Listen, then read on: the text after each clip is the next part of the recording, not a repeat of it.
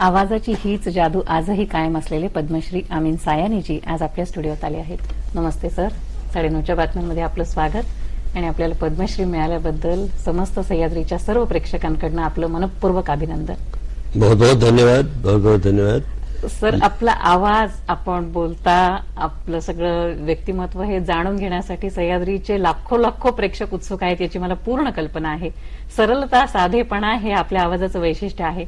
इसके बारे में आप पहले क्या बताएंगे? बिल्कुल सहजता और सरलता, ये स्थायी भाव है आपके. अच्छा हुआ आप हिंदी में उतर आई, क्योंकि अगर इतनी मतलब सुंदर मराठी बोलने वाली लड़की बोल रही हो फर मराठी, और फिर वो इतनी सुंदर दिखने वाली लड़की जिसको मैंने अपनी छोटी बहन कहना शुरू कर दिया है, कहीं वो मुझे अंकल न कहना शुरू कर दे. तो बहरहाल आपके सामने मराठी तो नहीं ज्यादा बोलूंगा, लेकिन मैं जानती हूँ आप मराठी अच्छी ढंग से जानते हैं. आप कुछ कविता भी बोल सकते हैं, गा सकते हैं, गाने भी गा सकते हैं. ये मैं बहुत खूब जानती हूँ. वो ऐसा है कि मैं सिर्फ जबकि कोई मराठी बोलने को कहता है तो पहले मुझे याद आती है वो पहली पंक्ति तुकाराम के भजन की, कि जेथे जातो तेथे तू माझ्या सांगाती. बस ये कहकर मैं थोड़ा सा बोल लेता हूँ, लेकिन ज्यादा बोलने की कोशिश करता हूँ तो मराठी जानने वाले ये कहते हैं आज माशी कुठे सीख ली. तो मैं लेकिन आपके सामने हिंदी बोलते हुए हम लोगों को बड़ा कॉम्प्लेक्स आता है. अरे क्यों, मैं तो सीधी सादी हिंदी बोलता हूँ. वही तो बहुत मुश्किल है सर. अरे कोई मुश्किल नहीं, दिल से बोलो तो बस वो प्यार की बात निकलती है और दिल तक पहुँचती है. और मैं तो ज्यादा हिंदी मैंने सीखी नहीं ना उर्दू सीखी ज्यादा. वो तो बोलते बोलते धीरे धीरे धीरे बस आ गई. और थोड़ा कुछ अच्छा था कि हमारी अम्मा जो कि गांधी जी की शिष्या थी, अब गांधी जी क्या कहते थे कि भारत की भाषा ऐसी होनी चाहिए जो सब समझ सके.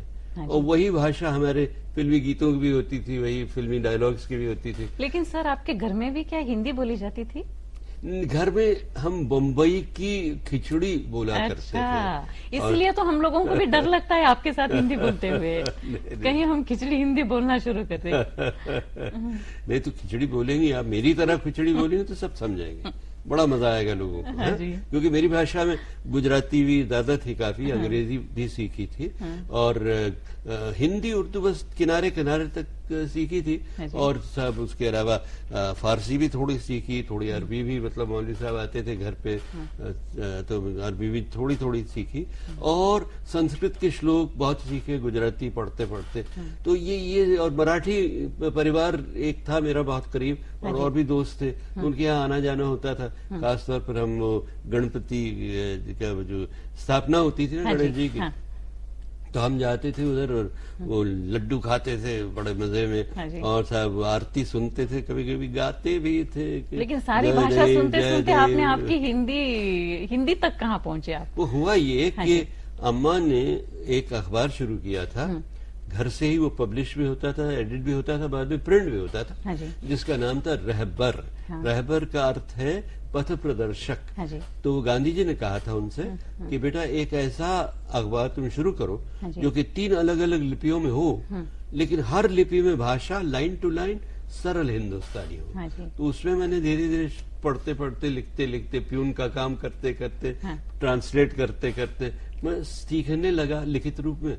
और फिर जब गीतमाला शुरू हुई तो मुझे जरा धक्का सा तो लगा कि यार मेरी आवाज में कुछ गुजरातीपन अंग्रेजीपन ज्यादा है, तो मैं कैसे बोलूंगा. तो मैं हिम्मत करके बोल पड़ा मैं. लेकिन सर हमने सुना है आपने बहुत ही मेहनत की है. भाषा से लेकर और आवाज के लिए भी आपने बहुत मेहनत, कड़ी मेहनत की है. उसके बारे में आप क्या कहेंगे? क्योंकि खुदा ने मुझे बहुत हिम्मत दी, बहुत जोश दिया.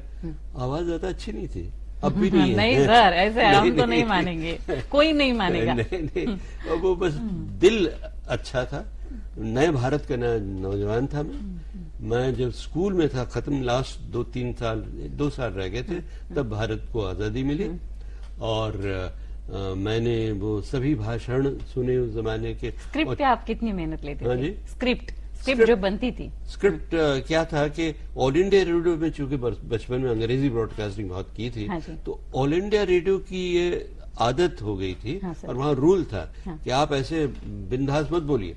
वहाँ सब स्क्रिप्ट लीजिए बराबर और पढ़ के रिहर्स करके बोलिए. तो कई लोग ऐसे भी थे जो नए लोग जो लगता था कि पढ़ के बोल रहे हैं। हमने बड़ा अच्छा रिहर्सल किया था, तो हमारे बोलने में कभी पता नहीं चलता था कि स्क्रिप्ट सामने है, लेकिन स्क्रिप्ट होती थी। गीतमाला भी जब शुरू हुई तो स्क्रिप्ट होती थी, क्योंकि हमीद भाई जो मेरे गुरु थे ब्रॉडकास्टिंग में, उन्होंने कहा था देखो, a second is a long time on radio, मतलब हर क्षण का, हर लम्हे का मतलब महत्व होता है, कीमत होती है उसकी। कोई एक भी क्षण वेस्ट मत करो, एक भी सेकंड वेस्ट मत करो, व्यस्त में मत बिताओ। तो इसलिए हम बड़ी मेहनत से जड़ कर, तराश कर स्क्रिप्ट लिखते थे, उसमें गाने भी जड़ते थे, कमेंट्री कहाँ आनी चाहिए, कमर्शियल कहाँ आना चाहिए। वही तो ताकत थी सर असली। बस चलते जितने गाने सुनना चाहते थे लोग, उतना ही आपकी आवाज, आपकी कमेंट्री सुनना चाहते थे। नहीं, वो तो गानों की वजह से तो मैं चला, साथ साथ चलता था सर। अभी आपने जिक्र किया गुरु के बारे में। जैसे इस प्रोफेशन में काम करने वाले बहुत सारे लोग हैं हम जैसे, जो टीवी के लिए काम करते हैं, आकाशवाणी के लिए करते हैं, कंपेयरिंग करते हैं, हर चीज करते हैं, लेकिन आपको गुरु मानते हैं मन ही मन, कि जिस ढंग से आपने इतना बड़ा 50 साल का करियर किया है, 57 साल का, तो गुरु मान के चलते हैं मन ही मन में। जब आप खुद बहुत सारे फंक्शंस में जाते हैं, आप देखते होंगे सारे एंकर्स और उसका ऑब्जर्वेशन भी करते होंगे। बहुत बार ऐसे होता है कि आजकल आयोजक भी कहते हैं कि एंकर बहुत ज्यादा बोलते हैं, तो कार्यक्रम जो है उसके हिसाब से जाकर अगर जितना कम बोले, जितना ताकतवर बोले, वो ज्यादा इफेक्टिव हो जाता है। तो आप खुद क्या सोचते हैं, क्या चाहते हैं? वो तो मैं तो कहता हूं कि देखो, जब भी बोलना है, चाहे स्टेज पर चाहे रेडियो पर, इतना बोलो जितना बोलने की जरूरत है, समझ के बोलो, प्यार से बोलो, उसको सुंदरता में ढालकर बोलो, सरल बोलो, स्पष्ट बोलो, सत्य बोलो। और साहब सबसे बड़ी बात यह है कि ये भी सीखो कि कब बोलना बंद करना है। तो अभी तो मैं आप सामने बैठी हूँ, पूछ रही हूँ, खूबसूरत लड़की अगर वो साहब पूछ रही हूँ सवाल, तो मैं चुप तो बैठ नहीं सकता, तो पूछिए साहब। नहीं, अभी मैं एक पूछना चाहती हूँ कि आप एक नया बड़ा वाला प्रोजेक्ट लेके अभी काम कर रहे इस एज में भी, तो उसके बारे में हम जानना चाहते हैं। एक बहुत बड़ा प्रोजेक्ट है, आपने सही फरमाया। वो ये है कि मैं हमेशा सोचता हूँ, क्योंकि इतना सारा सरल भाषा में मैंने काम किया, और सारी जनता यानी सारा हिंदुस्तान, शायद 20 करोड़ लोग एक साथ भी सुनते होंगे गीतमाला एक जमाने में, न सिर्फ हिंदुस्तान में बल्कि सारे एशिया में। और उस जमाने के रेडियो सिलोन की आवाज अफ्रीका तक भी पहुंचती, तो हिंदुस्तानी बहुत थे वहां, तो वो भी आज तक याद रखते हैं कि आपका प्रोग्राम आता था।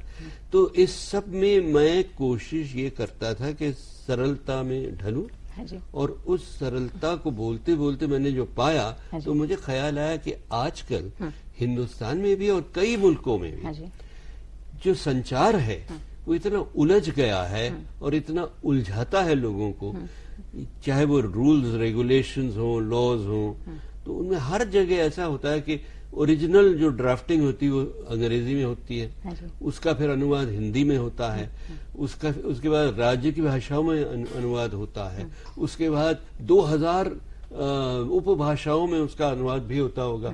तो बेचारा सीधा साधा मेरी तरह का जो हिंदुस्तानी है, वो तो उलझ जाता, बौखला जाता कि अरे वो कौन सा सीधा सच्चा रास्ता है जिस पर हमें चलना है, जिस पर हमें लड़खड़ाना न पड़े, जिस पर हमें वो क्या कहते हैं रिश्वत न देनी पड़े, न फाइन देना पड़े। तो मैंने सोचा कि क्यों न हम एक तहरीक चलाएं कि जिसमें कि सारे सब क्षेत्रों में, हिंदुस्तान के जितने क्षेत्र हैं, चाहे वो फाइनेंस हो, इनकम टैक्स हो, ट्रैफिक रूल्स हो, या हाउसिंग सोसाइटी के रूल्स हो, या laws and regulation, penal code जो भी हो, वो सब इतना आसान हो, इतनी आसान भाषा में हो ताकि सब समझे। और वो कौन सी अंग्रेजी कविता है कि जो आप चाहते हैं कि वो सारे लोग भी सुने? वो मैं अभी बताता हूँ आपको। वो वहां तक पहुंचने में मुझे जरा देर लगी थी। तो हुआ ये कि मैंने सोचा अगर इसके लिए एक तहरीक चलाएं तो सब लोग क्या जान से और दिल से अपने अपने देश की सेवा और अपनी प्रगति के लिए भी काम करना शुरू करें। तो फिर मैंने सोचा कोई ऐसा कदम है जिससे हम शुरू कर सकते हैं काम। तो मुझे सूझा कि यार मैं बचपन से लेकर आज तक जनगण मन के 5 अंतरे गाया करता था। 5 अंतरे लोगों को पता ही नहीं कि टैगोर जी ने 5 अंतरे लिखे उसमें। दूसरे अंतरे में मसलन भारत के मुख्य धर्मों का जिक्र है। आहरब तब आह्वान प्रसारित, सुनी तब उदार वाणी, हिंदू बौद्ध सिख जैन पारसी मुसलमान क्रिस्तानी वगैरह वगैरह। तो साहब इतना महान गीत है वो। और साहब वंदे मातरम भी क्या खूबसूरत गीत लिखा था बंकिम बाबू ने। मगर गड़बड़ यह है कि हम लोग बचपन से और कई वर्षों तक गाते रहे हैं हमारा राष्ट्रगीत और राष्ट्रगान बिना समझे कि क्या मतलब है। जैसे जनगण मन के बारे में अक्सर मैं सोचा करता था कि जनगण मन अधिनायक यानी जनता के मन पर राज करने वाला ये कौन है, किसको कह रहे हैं, और भारत भाग्य विधाता कौन है, भारत के भाग्य का विधाता। फिर रिसर्च करते करते मुझे पता चला कि जनगण मन तो एक वंदना थी। उन्होंने टैगोर जी ने इसको राष्ट्रगीत के रूप में नहीं लिखा था। वो तो हुआ ये कि जब आजादी मिली तो हमारा डेलीगेशन गया वहां यूएनओ में, तो उनसे पूछा गया कि आप राष्ट्रगीत लाइए, उसकी तर्ज हम बजाना चाहते हैं। तो छटपटाए कि कौन सा राष्ट्रगीत। तो उनको याद आया कि खुद गुरु रविंद्रनाथ टैगोर का रिसाइट किया हुआ ये गाना उस धुन में बंगाली में और संस्कृत बंगाली में उनके पास रिकॉर्डेड था, तो उन्होंने दे दिया। तो उन्होंने कहा कि तर्ज तो ये बहुत अच्छी है। तो उन्होंने तर्ज ले ली, उसको ऑर्केस्ट्रेट किया। तो वो दुनिया भर के तमाम राष्ट्रगीतों में सबसे ज्यादा जबरदस्त धुन बन गई थी उसकी। और ये यूनेस्को में हाल ही ने ये इसका आदर किया है इस बात का कि इससे अच्छी कोई धुन नहीं है। हाँ, इतना महान गीत, लेकिन समझ में किसी के नहीं आता क्योंकि संस्कृत में और संस्कृत बंगाली में। यही हाल वंदे मातरम का। अब जैसे जनगण मन में कुछ शब्द ऐसे पंजाब सिंध गुजरात मराठा कुछ यानी अधूरा सा ज्योग्राफी लेसन है, मगर गाना बहुत महान है। अगर उसमें कोई उससे लेके आप क्या करना चाहते हैं? तो उसके लिए मैंने सोचा कि क्यों ना हम एक ऐसी अपनी परंपरा से कोई ऐसा गीत चुने जो कि जनगण मन की धुन में ढल सके और जो भारत की आकांक्षाएं जो हैं, हमारी आशाएं जो हैं, हमारी जरूरतें जो हैं, हमारी मांगें जो हैं, हमारी दिशाएं जो हैं, वो हमें बनाया आपने। हाँ, मैं कभी तो हूं नहीं मैं, तो मैंने सोचा ऐसा कोई गीत ढूंढो। तो ढूंढते ढूंढते मुझे याद आया कि अरे टैगोर ही का लिखा हुआ तो वो कविता है जो कि मैंने आपकी दूरदर्शन के कमरे में भी एक फ्रेम में लगी हुई देखी। आपकी इजाजत हो तो अंग्रेजी में मैं सुनाऊं। 5-7 पंक्तियों की है। गुरुजी ने कहा था कि where the mind is without fear and the head is held high, where knowledge is free, where the mind has not been broken up, where the world has not been broken up into narrow domestic walls, where words come out of the depths of truth, where the clear stream of reason has not lost its way into the dreary desert sand of dead habit, where the mind is led forward by thee into ever widening thought and action, into that heaven of freedom, my father let my country awake. तो मैंने सोचा अरे ये तो अपना है, परंपरा में ही है हमारा गाना, तो क्यों न उसकी पहली पंक्ति और आखिरी पंक्ति को लेकर मैंने कहा चलो मैं कभी नहीं हूं, एक मुखड़ा सजेस्ट करता हूं मैं एक और तीसरे राष्ट्रगान के लिए।